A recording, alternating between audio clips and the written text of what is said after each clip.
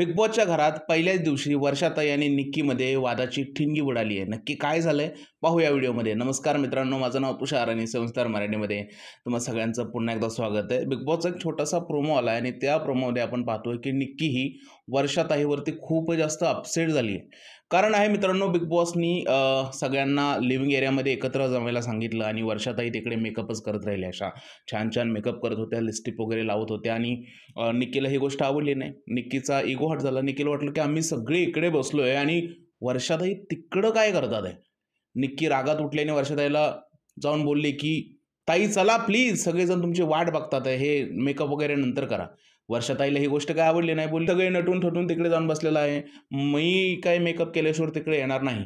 कुठेतरी मला असं वाटतं की वर्षाताईंना असं वाटतं की हे सेटवरच आहे मी आणि इकडे शूटिंग सुरू आहे आणि जर का विदाऊट मेकअप मी तिकडे गेले तर कदाचित मी माझ्या जे मला फॉलो करतात लोक, त्यांना अजिबात सुद्धा चांगली दिसणार नाही. आणि त्यामुळे वर्षाताई थोड्याशा अपसेट झाल्या आणि त्या निक्कीला बोलल्या की मी जोपर्यंत मेकअप करणार नाही तोपर्यंत तिकडे येणार नाही. बाकी सगळे लोकसुद्धा वर्षाताईंची वाट पाहताना तिकडे आपल्याला पाहायला मिळाले. कुठेतरी ही गोष्ट वर्षाताईंनी निक्कीमध्ये खटकलेली आहे. निक्कीला वर्षाताईचं हे वागणं आवडलेलं नाही आणि त्यामुळे वर्षाताईसुद्धा थोड्याशा निक्कीवरती अपसेट झालेल्या प्रोमोमध्ये पाहायला मिळालेलं आहे.